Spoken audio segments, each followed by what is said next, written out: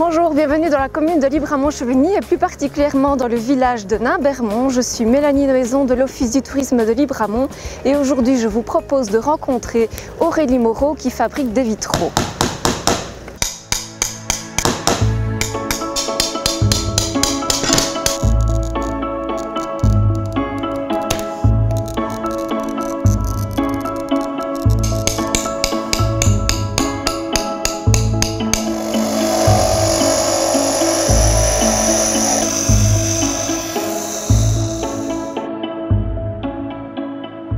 Quand j'avais 15 ans, j'ai visité un atelier d'artistes à Bruxelles qui est l'atelier où j'ai été me présenter pour me former. Donc j'avais fait des études universitaires, mais bon, pour moi c'était trop intellectuel finalement et j'avais envie de faire quelque chose avec mes mains.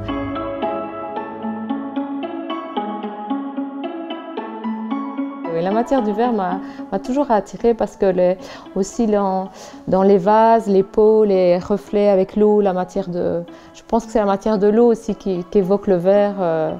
C'est une matière que je trouve fascinante. Il y a ce jeu avec le soleil, les reflets dans l'eau, on retrouve ce plaisir aussi dans les reflets dans le verre. C'est une matière, pour obtenir le verre, on a la fusion. C'est à la fois une matière qui est dure, ça vient du sable, et puis elle est en fusion et c'est comme de l'eau, et puis ça se solidifie comme la glace. Enfin, c'est un rapport avec la nature. Moi, la nature m'inspire beaucoup dans mon travail.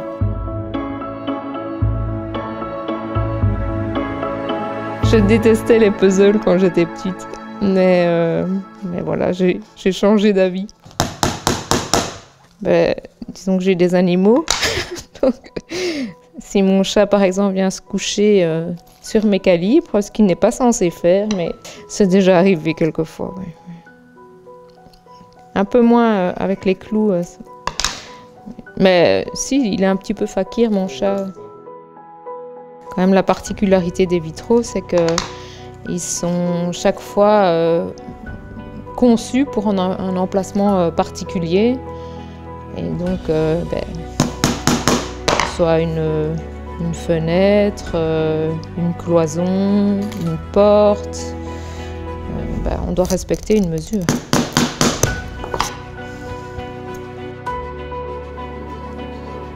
Ah, j'ai 3 enfants, oui.